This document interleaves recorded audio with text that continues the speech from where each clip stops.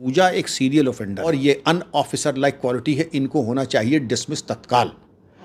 आदाब, नमस्कार, सत श्री अकाल। मैं उस्मान सैफ़ी। दोस्तों, आजकल एक नाम बहुत ही ज़्यादा सुर्खियों में है। नाम है पूजा खेडकर, जो कि महाराष्ट्र की रहने वाली हैं, महाराष्ट्र प्रदेश की। और उन्होंने साल 2022 में यूपीएससी का एग्ज़ाम क्लियर करने के बाद उन्हें कैडर मिलता है आईएएस का। और इसके पीछे बस बवाल मच गया है। बवाल मचने वाली बात यह है, जब उनको पहले आईएएस ट्रेनिंग के लिए भेजा जाता है तो वहाँ जाकर वो कुछ सुख सुविधाओं की बात कर देती हैं। व्हाट्सएप पर बड़े अधिकारियों से कहती हैं कि घर भी चाहिए और तुम्हारे की साथ ही उन्हें गाड़ी चाहिए, गाड़ी के साथ उन्हें पुलिस वाले यानी कांस्टेबल भी चाहिए। और इस तरह की जो डिमांड रखती हैं, तब ये बात ऊपर तक पहुँचती है और बात फिर मीडिया तक आती है। मीडिया में जब बात आती है तो उनके जो डॉक्यूमेंट्स लगाए हुए थे अपनी यूपीएससी के एग्ज़ाम के बाद कि किस तरह से उन्होंने नौकरी हासिल की थी, तो पता चलता है कि उन्होंने तो कुछ बड़ा फर्जीवाड़ा किया है। और उसमें बताते हैं कि किसी भी व्यक्ति की जो इनकम 8 लाख से ज़्यादा नहीं होनी चाहिए, इस तरह का सर्टिफिकेट जिन्होंने अपनी नौकरी के लिए आवेदन किया था, लगाया था। अब वो सब चीज़ निकल के सामने आने शुरू हो जाती हैं और पूरे देश में एक तरह से ये चर्चा का विषय बन जाता है, एक मुद्दा बन जाता है कि पूजा खेडकर आखिरकार किया क्या है। अब हर कोई ये जानना चाहता है कि भविष्य होगा क्या वो नौकरी पर रहेंगी या नहीं रहेंगी। लेकिन आज हम फिर एक बार फिर से बातचीत करने के लिए आए हैं पूर्व आईपीएस और उत्तर प्रदेश के डीजीपी रहे विक्रम सिंह सर से मुलाकात करने के लिए। और क्योंकि इनसे जानेंगे, क्योंकि इन्होंने अपनी ज़िंदगी का एक बहुत बड़ा अनुभव इनके साथ है। तो आज सर एक बार फिर से आपका बहुत बहुत स्वागत है। जय हिंद उस्मान साहब, बड़ी मेहरबानी की जो तशरीफ़ लाए। बताइए क्या खिदमत करूं। यही कि आजकल जैसे इन्होंने पूजा खेडकर ने सिलेक्शन हो गया। अब सिलेक्शन किस बेस पे हुआ तो जांच का विषय है। अब जांच होगी एक। और मैंने एक बड़े ऑफिसर को कहते सुना है कि आजकल तो यूपीएससी में भी कुछ भी हो सकता है। पता नहीं क्या क्या चीज़ें हैं, उस बात पे भी हम बात करेंगे। लेकिन आप इस दौर से गुजर चुके हैं। आपने भी एग्ज़ाम क्लियर किया, आईपीएस बने, उसके बाद फिर ट्रेनिंग भी ली, उसके बाद फिर सेवा में रहे। तो ये जो ताकत मिलती है एक आईपीएस और आईएएस की, तो आपको भी मिली होगी। तो आपने कैसे इसको मैनेज किया था? क्या होता है सब ये जो ताकत मिलती है जनता की खिदमत करने के लिए, बेगुनाह की हिफाजत करने में, जो गुनहगार हैं उनकी ऐसी तैसी करने के लिए। अपने लिए ये ताकत नहीं मिलती है। पावर हाउस की बिजली अपने लिए नहीं होती है, पावर हाउस की बिजली दूसरों के लिए होती है। और अगर आप अपने अख्तियारात अपने लिए इस्तेमाल कर रहे हैं तो आप गुनाह कर रहे हैं, पाप कर रहे हैं, अंधेर कर रहे हैं। पहली चीज़, एक मिजाज और तबीयत और तेवर होते हैं। अगर आप में खिदमत का जज्बा है, सेवा करना। लोग कहते हैं कि आईपीएस वाहिद एक सेवा है जिसमें इबादत करने की तनख्वाह मिलती है। इबादत करने की तनख्वाह मिलती है, इसलिए नहीं है कि दूसरों की बहू बेटी ताकना और लूट खसोट करने के लिए तनख्वाह आप ले रहे हैं। अगर जनसेवा, राष्ट्र सेवा जज्बा नहीं है तो बेहतर होगा कि आप सेवा में ना आए। पैसे कमाने के हज़ार ज़रिए और हैं। क्योंकि लखनऊ में हज़रतगंज का जो पान वाला है, टंडन पान वाला, वो चीफ सेक्रेटरी और डीजी दोनों की तनख्वाह जोड़ दीजिए, उससे ज़्यादा तनख्वाह टंडन जी कमाते हैं। पान वाला श्रेष्ठ है, मैं जानता हूँ, मेरे अच्छे मित्र भी हैं टंडन जी। लेकिन अगर पैसा कमाना है तो टंडन जी डीजी और चीफ सेक्रेटरी की तनख्वाह दोनों मिला लें, उससे ज़्यादा उनकी कमाई टंडन जी की होती है। आप यहाँ आए क्योंकि ये जो मौका है, ये जो अवसर है देश सेवा का, समाज सेवा का, लोगों के आंसू पोंछने का, ये एक कर्मयोग के बराबर है और इसके लिए आप आते हैं। लेकिन जब पहले ही आपके डीएनए में है कि कैसे हम लूट खसोट और लूट के माल को हम पहले ठिकाने लगाएं, आप अपने एसेट नौकरी में आने के पहले ही दिखा रहे हैं 25 करोड़ के। अरे अगर आपने 25 करोड़ दिखाए, हो सकता है हो सकता ना हो। और लोग ये बताते हैं कि 25 करोड़ तो हम इसलिए दिखा रहे हैं कि जब 25 करोड़ हो जाए तो हम तो पहले ही कह देंगे, हमने तो पहले ही डिक्लेयर किया था कि हमारे पास इतनी एग्रीकल्चर, इतना सोना और इतने एसेट्स मेरे हैं, जिससे कि बाद में हमारी एंटी करप्शन की जांच ना होने पाए। लेकिन सर, वो तो इनकम सर्टिफिकेट में वैसे भी बहुत कम दिखाने की कोशिश करें कि हमारी 8 लाख से ज़्यादा की इनकम थी ही नहीं। तो फिर ये इतना पैसा कहाँ से आ गया इतना अचानक से? दोनों बातें हैं। आपने तो सीरियल ऑफेंडर है, पूजा एक सीरियल ऑफेंडर है। पहले लो इनकम देखे कि नॉन क्रीमी लेयर की है। 8 लाख से ऊपर होती तो क्रीमी लेयर में आती, फिर वो रिजर्वेशन आरक्षण का लाभ ना मिलता। तो उसने अपना जो है 8 लाख से कम दिखा करके पहले नॉन क्रीमी लेयर में आके रिजर्वेशन का लाभ लिया, फिर दिव्यांगता का उसने लाभ लिया। और कौन कौन से लाभ लिए हैं ये आपकी समझ में आ रहा है कि जब मेडिकल बोर्ड होना था तो कोविड का बहाना बने कि वो कोविड पॉजिटिव हो गई है। और जब स्क्रूटनी की बात आती है तो एन केन प्रकारेण व्यवस्था अपनी ऐसी कर लेती है पूजा कि मेडिकल के सामने जाना न पड़े। 841वीं रैंक पा कर के ये अपने होम स्टेट में आ गई। और अभी तो ये है कि जैसे लॉर्ड कर्जन वाइसरॉय जब इंग्लैंड से भारत आ रहे थे वाइसरॉय बनने के लिए, तो उन्होंने कहा कि मैं देखिए रॉयल राज परिवार का हूँ, तो मेरे लिए कालीन ईरान की होनी चाहिए, टंकी में गुलाब जल और केवड़ा मिला होना चाहिए, कुशन हमारा जो है बर्मा टीक का बना चाहिए, वो पहले से ही, क्योंकि वो लॉर्ड कर्जन थे। उसी कुछ नक्शे कदम पर पूजा जी ने भी कहा कि हमारे पास गाड़ी में वीआईपी नंबर, कांस्टेबल, चपरासी और दफ्तर में जो उनसे सीनियर अफसर थे उनका सामान निकलवा के अपना नाम वाम लगा लिया। ये तूफान बदतमीज़ी है, इनडिसिप्लिन है और ये अनऑफिसर लाइक क्वालिटी है। इनको होना चाहिए डिसमिस तत्काल। और हमारे दौर में ऐसे ही होता था। आईएएस आईपीएस अफसर, एक आईएएस अफसर ने कुछ ज़्यादा हिमाकत नहीं की थी, केवल टी शर्ट पहन करके अपने डीएम के यहाँ चले गए थे। डीएम ने इतना लताड़ा बस फिजिकली मारा नहीं, बाकी सब कर्म हो गए जॉइंट मजिस्ट्रेट साहब के। उन्होंने कहा अब प्रोबेशनर, तब जो ट्रेनी होते थे उनको प्रोबेशनर कहते थे, मिस्टर नाम नहीं बताऊंगा, so and so, a probationer is the lowest form of human existence. कि इंसान की सबसे जो निचली व्यवस्था होती है, इंसान की नहीं, जो जीवन की सबसे निचली व्यवस्था होती है, इंसान की नहीं, एक तरीके से नाली का कीड़ा। ये उन्होंने कहा कि आप नाली के कीड़े ज़्यादा आपकी औकात नहीं है। और टी शर्ट पहन के आने पर, जी, टी शर्ट पहन के आने पर। और उसके बाद, और इतनी ही बात में नहीं थी वो, ये टी शर्ट का मुद्दा इतना क्यों मतलब कर रहे हैं? आप कायदे से डर के हैं कि आप you seem to lack manners. आप अपने डिस्ट्रिक्ट मजिस्ट्रेट के आ रहे हैं तो उसके होता है सेमी फॉर्मल। सेमी फॉर्मल होता है पूरे आस्तीन की कमीज़ और पतलून। फॉर्मल हो, गर्मी का मौसम हो तो टाई लगा लें, जाड़े का हो तो कोट पहन लें, वो फॉर्मल हो जाएगा। सेमी फॉर्मल जैसे हम आप बैठे हैं वो सेमी फॉर्मल है। लेकिन टी शर्ट पहन करके ये जाना, इसका मतलब भी डिस्कर्सी है। तब शूज़ भी प्रिस्क्राइब होते थे, सेमी फॉर्मल में क्या होगा, उस तरीके के शूज़ पहनिए। और जब कहा जाए तब बैठिए, मनमाने तरीके से कुर्सी खींच के न बैठिए, ये बात थी। हजरत शादीशुदा थे लेकिन दिल फेंक थे। तो उनकी पत्नी ने एक दिन आई और डीएम से रोते रोते बताया कि सर ये जो है एक महिला के मोह पाश में आ गए हैं। उनका कोई बात नहीं, तुम जाओ।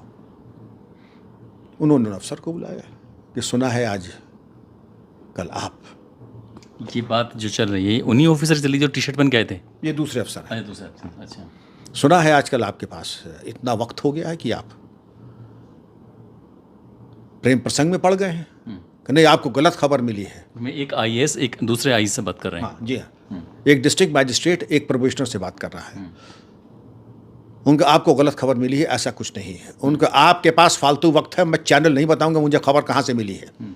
मेरा जान लेना इतना पर्याप्त है और मैं हाई कोर्ट जज नहीं हूं कि मैं इंक्वायरी कमीशन बैठा हूं। जितनी खबर मिल गई है अपना होश हवास कर लीजिए दुरुस्त, वरना मैं दुरुस्त करना जानता हूं। आप भूल जाएंगे कि ऐसा कहर आया कि आशिक इश्क भूल गए, वो दुर्गत करूंगा मैं आपकी। ऐसा कहर आएगा ना कि आशिक इश्क भूल जाएंगे। अब आप जाएं यहाँ से बहुत दूर, 60 किलोमीटर दूर बियाबान में एक डाक बंगला है, वहाँ रहिए और 1 महीने तक वहीं रहिए। जरा कुछ सर्वे का काम मैं दे रहा हूँ, वो करके आइएगा। न वहाँ पानी, न बिजली, न खाने पीने की सुविधा, तो किसी तरह की कोई सुविधा नहीं। मतलब त्राहि त्राहि किसको कहते हैं, या तो आदमी सुधर जाएगा या पागल हो जाएगा, साक्षात कृष्ण भगवान के दर्शन होने लगेंगे। ऐसी दुर्गम स्थान पे उनको रख पड़ा। माफ़ी का खाना नहीं होता था। आप अगर कायदे से काम करें तो कंधों पे बैठा लेते थे अफसरान, जैसे मुझको बैठाया। और अगर आप में अय्याशी का ज़रा सा मादा था तो समझ लीजिए जैसे गन्ने की मशीन में सर के बल डाल करके पूरा खून निकाल लिया जाता था कि आपको इतना सामर्थ्य और इतनी शक्ति आप शरीर नहीं बचेगी कि आप कुछ दाएं बाएं भी देख सकें। बहरहाल माफ़ी का खाना नहीं होता था। एक बड़ा अनुपयुक्त मुहावरा दिया जाता था, चाहे आईएएस हो आईपीएस हो। अनुपयुक्त मैं कह रहा हूँ क्योंकि जातीयता का है, महिला सम्मान से है, बड़ी विनम्रता के साथ, लेकिन कोई भी अनुवाद असल के साथ न्याय नहीं करता है। तो मैं वही वैसे ही पेश कर रहा हूँ माफ़ी के साथ। आप लोग जैसे गांव में ब्राह्मण की विधवा रहती है उस तरीके से रहें। न काहू से दोस्ती, न काहू से बैर, और बहुत दूरी बना के सबसे रहें। न किसी के तोहफे को दें, न किसी से तोहफे लें, न किसी के यहाँ दावत में जाएं, न किसी के यहाँ दावत बहुत ज़्यादा दें। अपने काम से मतलब रखें और बिल्कुल ही किसी तरह की कोई शॉपिंग पर, यानी शॉपिंग बिल्कुल जायज़ है, किसी तरह की कोई शौकीनी शॉपिंग या इस तरह के काम आप नहीं करेंगे। सर एक आईएएस ऑफिसर हैं जो रिटायर्ड हो चुके हैं, मैं उनका नाम नहीं लूँगा। उनका ये कहना है कि जैसे क्या ये पुलिस की भर्तियाँ निकली, गड़बड़ हो गई, उसका पर्चा लीक हो गया, इस तरह अभी नीट पे भी काफ़ी मतलब बवाल मचा हुआ है। तो ये अब जो दौर चल रहा है, इस दौर में कहीं ना कहीं यूपीएससी में भी धांधलेबाजी होने लगी है। क्या ये बात सच है? ऐसा हो रहा है क्या? शातिर दिमाग के लोग कहीं भी सेंध लगा सकते हैं। ये कहते हैं फोर्ट नॉक्स जो अमेरिका की ट्रेजरी है वहाँ की भी भेदने की कोशिश हुई, काफ़ी कामयाब भी हुई। मैं ये नहीं कहता हूँ, लेकिन यूपीएससी आज भी उसकी पवित्रता बरकरार है। यूपीएससी में सेंध न लगे ये कह देना ये भी अदूरदर्शिता होगी और अनुचित होगा, क्योंकि यूपीएससी में भी सींग लगाने की कोशिशें तो बहुत हुई हैं। और एक बार मुझे बताया जाता है कि यूपीएससी की परीक्षा या पेपर्स कॉम्प्रोमाइज़ भी हो चुके हैं। उसके मद्देनज़र लेकिन फिर भी अगर आपका रेट सक्सेस का 99.9999% है तो मैं कहूँगा वर्ल्ड का बेस्ट है आपका। लेकिन जो शातिर दिमाग के लोग हैं अपने को दिव्यांग बना लेंगे, अपने को कह देंगे कि दृष्टिबाधित हैं, और स्क्राइब जो ले आएंगे लिखने वाले वो मालूम पड़ा उसी विषय के प्रोफेसर हैं, उनको स्क्राइब बना करके कि आपको बोलना कुछ नहीं, वही आपका पर्चा भी लिख देंगे। उसके बाद कुछ ऐसी व्यवस्था कर लेंगे, ऐसी एक मिसाल नहीं है, ऐसी 3-4 व्यवस्थाएं हैं। हिमाचल प्रदेश में कुछ लोगों ने क्या किया कि बच्चा जब हुआ तो वहाँ अनुसूचित जाति को गोद दिलवा दिया, और गोद दिलवा दिया, और जब आईएएस या आईपीएस या हो गए बाद में फिर उनको कह दिए हाँ ये हमारे सुपुत्र हैं, ये सुपुत्री हैं। लेकिन जो आप सिस्टम को भेदने के लिए अगर इतनी प्लानिंग करें कि बच्चा होते ही आप अनुसूचित जाति के परिवार को उसको गोद लगा दें, डॉक्यूमेंटेशन की तैयारी आप 20 साल पहले से ही कर रहे हैं, तो आपने तो एक डकैती डालने के लिए कितना परिश्रम किया होगा। 20 साल का तो डॉक्यूमेंटेड की पैदा होते ही आपने अडॉप्ट करा दिया, अडॉप्ट कराने के बाद आपने उसको इम्तिहान दिला दिया। बहुत दिमाग लगाया, कितना दिमाग लगाया होगा, तो कितनी दिमाग लगा। जो कहते हैं कि एक शातिर दिमाग का, कि अगर चार्ल्स शोभराज किसी को निशाना बना लेता था तो चार्ल्स शोभराज के दिमाग से कोई पार पाया नहीं। तो उसको पार पाने के लिए एक ही तरीका है कि ऐसे लोगों को एक एक स्क्रूटनी, आपने तो एक देख लिया, एक मोडस ऑपरेंडी, बाकी नाम मैं नहीं लूँगा, इन सबके मोडस मैं ले देता हूँ एक अभी जो पहले फिल्मों में भी चले गए। छोड़ दीजिए, अब जिनके नाम आप लेना चाहते हैं, मैं समझ रहा हूँ, होशियार को इशारा काफ़ी है। इन सारे केसेस की स्क्रूटनी होनी चाहिए, जितने केसेस ऐसे हैं दिव्यांगता के या इस तरीके के जो हैं उनकी केसेस। मैं ये नहीं कह रहा हूँ कोई शक हो, लेकिन मैं डीजीपी भी था, लेकिन जाता तो सीआईएसएफ का आदमी सैल्यूट करता था, तलाशी लेता था, कोई आक्षेप नहीं है। लेकिन ये जो सावधानी है तलाशी लेने की, रोकने की, टोकने की, चेक करने की, ये पूरी होनी चाहिए, क्योंकि जिस तरीके से सेंध हमारी सिस्टम की हुई है, कम से कम दोबारा सावधानी हटी और दुर्घटना दोबारा हो जाएगी। सर थोड़ा सा ये बताइए, आप थोड़ा बैक चलते हैं। जैसे आपको पता चला कि आपने यूपीएससी का एग्ज़ाम क्लियर कर दिया है और आपको आईपीएस का कैडर मिला है, अब ट्रेनिंग पे जा रहे हैं, तो एकदम से लगा होगा कि यार मैं क्या बन गया? बिल्कुल नहीं, बिल्कुल नहीं। माता पिता ने कहा था कि, क्योंकि हमने पिता का भी सेवा काल देखा था, ये था कि विनम्रता, विद्या विनय संपन्न। पिताजी भी आईपीएस नहीं थे, पीसीएस थे। अच्छा, विद्या विनय संपन्ने ब्राह्मण है, कि विद्या और इससे जितनी विनम्रता आती है फलदार वृक्ष ही झुकता है। और जो अहंकारी होता है, एक आदमी होता है वो अपने बारे में चर्चा नहीं करता, लेकिन उसका व्यक्तित्व बताता है कि ये आदमी खानदानी है, विनम्र है, इसने 7 पुश्तों ने दौलत देखी है।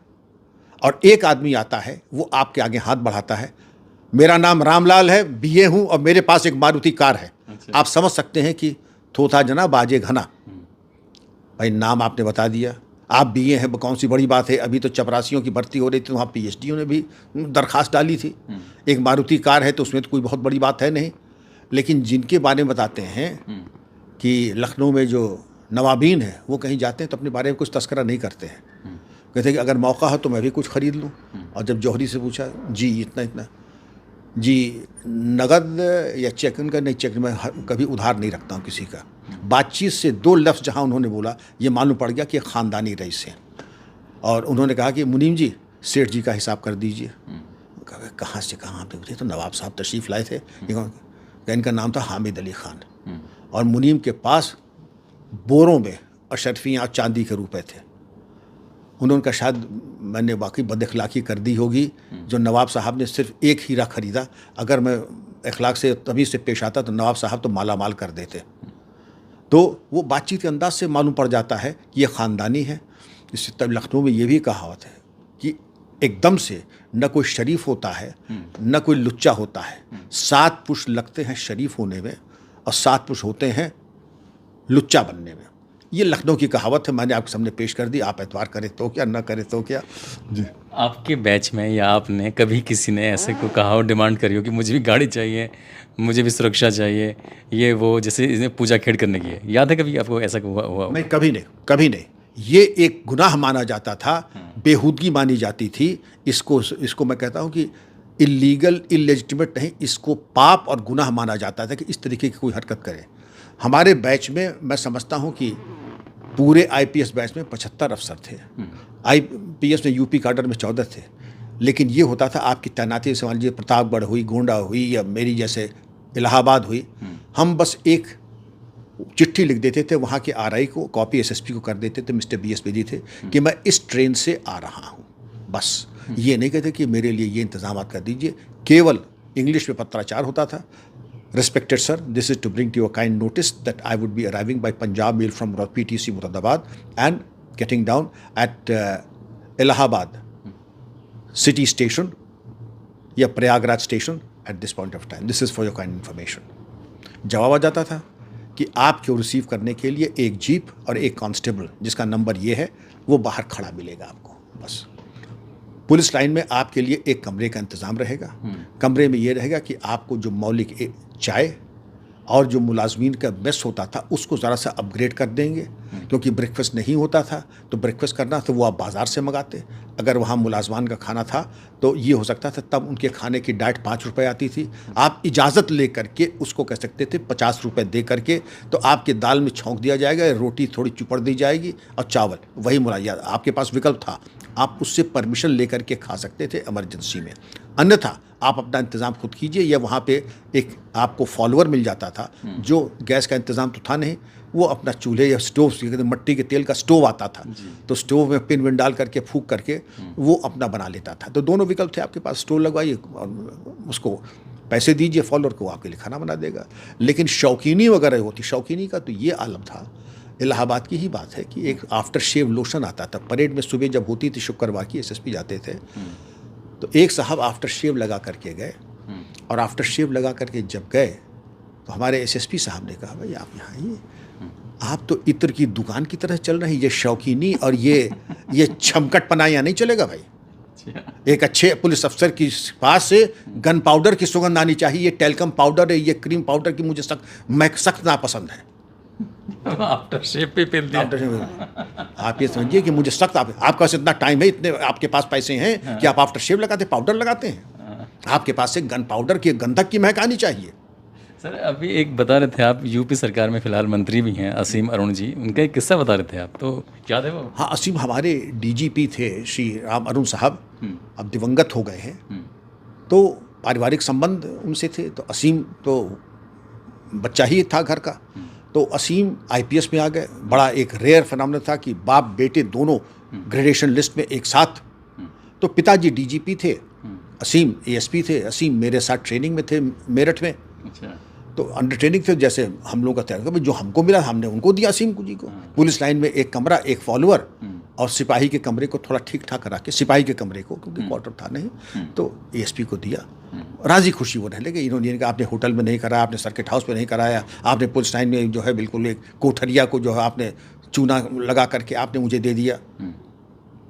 लेकिन वो रहते तो पिताजी उनके मुआयना करने आए, हमारे बॉस थे, मुआयना करने। डीजीपी रहते हुए आए? जी। तो हमने कहा कि सर असीम के यहाँ चले, ज़रा देखें कैसे है, आराम से है। तो कुछ ऐसा होता था कि उस दौर में बाप बेटा बड़ा दूरी बना के रखते थे। ये नहीं था कि मेरा बेटा यहाँ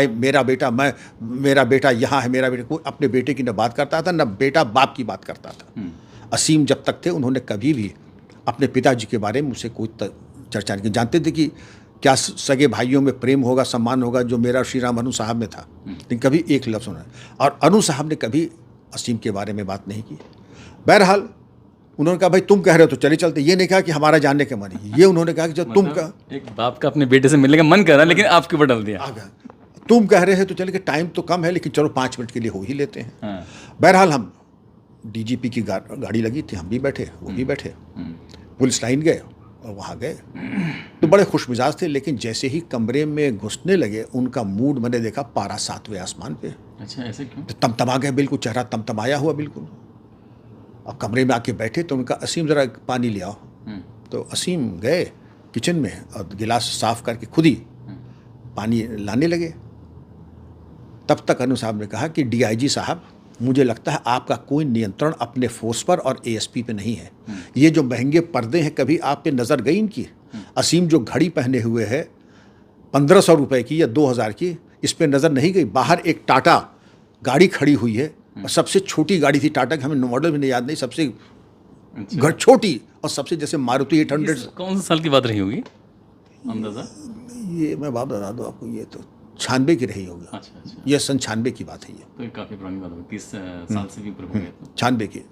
एएसपी अंडर ट्रेनिंग था भाई असीम, तो आप समझ सकते हो। सबसे छोटी टाटा की जो गाड़ी आती थी, बहुत ही बेसिक, वो खड़ी थी। उन्होंने कहा ये गाड़ी खड़ी, इसके बारे में आपने ज़रूरी नहीं समझा कि इनसे पूछे कि आपने इंटीमेशन। असीम क्योंकि छोटा सा कोठरिया थी, वो सब सुन रहे थे कि बाहर है, लेकिन बहुत ही जैसे शिष्ट सम्मान देने वाला बालक था।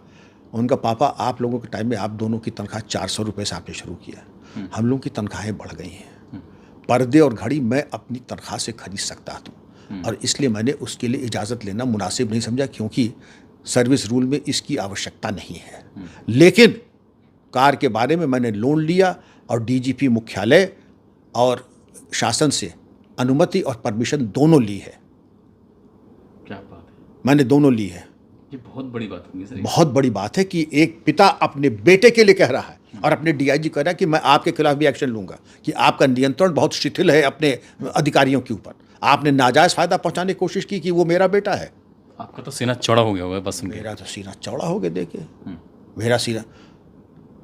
मेरा सीना वाकई चौड़ा हो गया कि असीम के व्यवहार, उसके शिष्टाचार। अगर मैं असीम की जगह होता तो मैं ये भी कह सकता कि आपने बड़ी मेहरबानी की, तशरीफ लाए, अब आप पानी पीजिए और अब आप जा सकते हैं, क्योंकि ये जो आपने एतवार मेरे ऊपर दिखाया, जो शक किया मेरे ऊपर, लेकिन उन लोगों की नज़र शक की ही होती थी। उस ज़माने के अफसरों की नज़र शक की ही होती थी, और जो शक किया उन्होंने वाजिब किया, सही किया, और जो जवाब दिया, अरे हाथ कंगन को फारसी क्या, पढ़े लिखे को फारसी क्या। सर जैसे नौकरी पा गई हैं पूजा खेड़कर, अभी क्लियर हो जाएगा वो तो खैर, लेकिन कहीं ना कहीं उनके नाम के पीछे कि फर्जी तरीके से ये, तो क्या इनका भविष्य क्या हो सकता है, कि रहेंगी नहीं रहेंगी? इनको नहीं रहना चाहिए। जो कमेटी बनी है, पीएमओ ने बनाई है, जितना साक्ष्य आया है वो इतना अकाट्य है। इनका मुझे साफ दिख रहा है ये तो बड़ी सामान्य, बहुत गंभीर आरोप हैं। उसी दौर की बात बताता हूं कि एक साहब जापान गए, अच्छी खासी सेवा थी, जापान गए कोर्स में, और एक कैमरा लाए और डिक्लेयर करना भूल गए कि हम कैमरा लेके आए हैं। बताइए क्या सज़ा मिली होगी उन आईपीएस अफसर को? क्या मिले सर मुझे? बर्खास्तगी, डिसमिसल। बर्खास्त कर दिया? डिसमिस, क्या आप नौकरी नहीं करेंगे? डिसमिस कर दिया भाई। ओहो। इनका भी अगर होना चाहिए तो ऑल इंडिया सर्विस रूल्स और सिविल सर्विसेज कॉन्डक्ट रूल्स के अंतर्गत इनका डिसमिसल ही होना चाहिए, अनुच्छेद 311 के अंतर्गत, क्योंकि इतना पाप अगर किसी ने उस दौर में किया होता नहीं बचते, सवाल ही नहीं उठता बचने का। वहीं 2 लाइन का, फौज में कोर्ट मार्शल और ऑल इंडिया सर्विस रूल्स में डिसमिसल, ये चुटकी बजाते होता था। पिताजी मेरे बताते थे अंग्रेज़ों के ज़माने में एक आईसीएस अंग्रेज़ अफसर ने टीए बिल में 4 आना, आप तो जानते भी नहीं कि 4 आना क्या होता है, 25 पैसे, मैं 5 पैसे भी जानता हूँ 25 पैसे का गलती से उन्होंने कर दिया था। क्योंकि आईसीएस अफसर को 25 पैसे की बेईमानी करने की ज़रूरत नहीं थी, वो तो लॉर्ड होते ही थे, लेकिन उनका कि क्योंकि पब्लिक मनी के प्रति आपका रवैया बहुत ढुलमुल है, इसलिए आपको बर्खास्त किया जाता है। तो बर्खास्त होते, रिज़ाइन कर लेते, उनको रिज़ाइन करना पड़ा आईसीएस अफसर को। ये सब बिल्कुल बर्दाश्त नहीं होता था। हमारे अफसर बीएस बेदी साहब, एसएसपी, शाही ख़ानदान के, जब मैंने ज्वाइन किया इलाहाबाद में, उन्होंने यही कहा कि देखिए मिस्टर सिंह, आप मेरे यहाँ आना है आपको, लेकिन 25 तारीख के पहले आएंगे महीने के तो आपको चाय में चीनी मिलेगी, 25 तारीख के बाद आएंगे तो बिना चीनी की चाय मिलेगी। मिसेस बेदी के पास 25 तारीख के बाद चीनी नहीं रहती है, वो जब अगले महीने की तनख्वाह आती है तब चीनी मिलेगी आपको। तनख्वाह वालों का यही हाल होता है तनख्वाह वालों का यही हाल होता है, और यही शान है, यही ठसक, यही गुरूर है, और इसी बात का घमंड है हमें कि though my head be bleeding it will be unbound. बड़े से बड़ा आदमी और नेता भी आ जाए उसके सामने सर झुकता नहीं है, क्योंकि आप ईमानदार हैं। किसी ने कहा है कि जो ख़ानदानी हैं वो मिजाज रखते हैं नर्म अपना, तुम्हारी दौलत तुम्हारा लहजा बता रहा है, तुम्हारी दौलत नई नई है।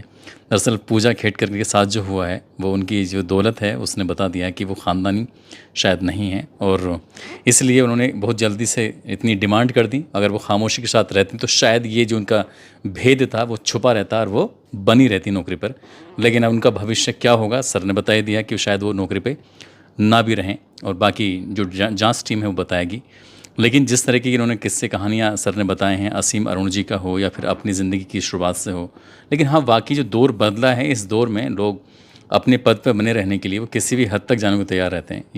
ये बात भी किसी से छिपी नहीं है। और पूजा खेडकर के बारे में और बहुत सारी बातें करने के बारे में आपको वाकई अच्छा लगा होगा, और किस तरह के लोग थे पहले, किस तरह से अपनी नौकरी क्या करते थे। ईमानदारी की जो ठसक होती थी उसकी एक अलग ही बात होती थी। दोस्तों, आप सब लोग अपना ख्याल रखें, सुरक्षित रहें। जय हिंद, जय भारत।